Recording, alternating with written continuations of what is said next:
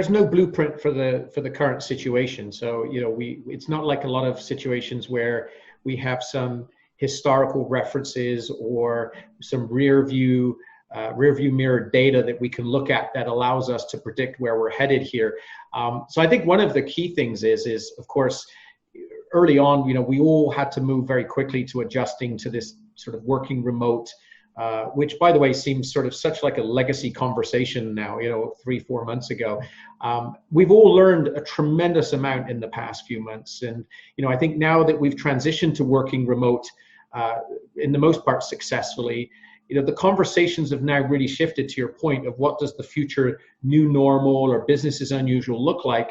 But I do believe we're going to come out of this with a much stronger way of working, working globally.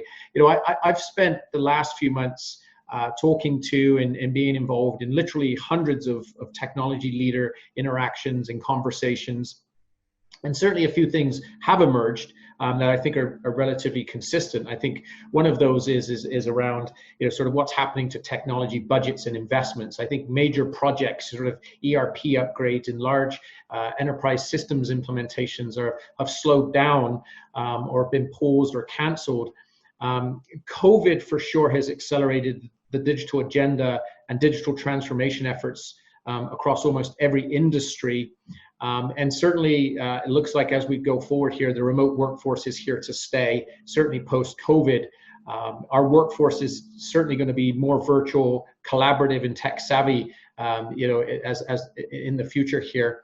And I do think that, every business process is now a target for automation. I think we're going to see, and we are seeing, a significant push for investments in accelerating, digital architecture, business resiliency. It's a great opportunity for technology leaders to have the courage to stand tall and accelerate digital agenda and transformation. And as we look forward, I think most organizations believe the re-entry will be gradual. It's certainly far more complex moving back than it was, I think, moving to remote work. I think, as I said, we've proven we can work effectively in a remote way now. I think employees are wanting more flexible schedules. Productivity's generally gone up in most places. I think there's going to be a reluctance to rush back into the office, especially after mandatory self-quarantine is lifted. And we're dealing with such a patchwork quilt of government and state and regulations and so on. I think building campuses are going to change. There's a lot of things that I think in the future or business as unusual that are going to be different, but I think we're going to learn a lot and they're going to be better.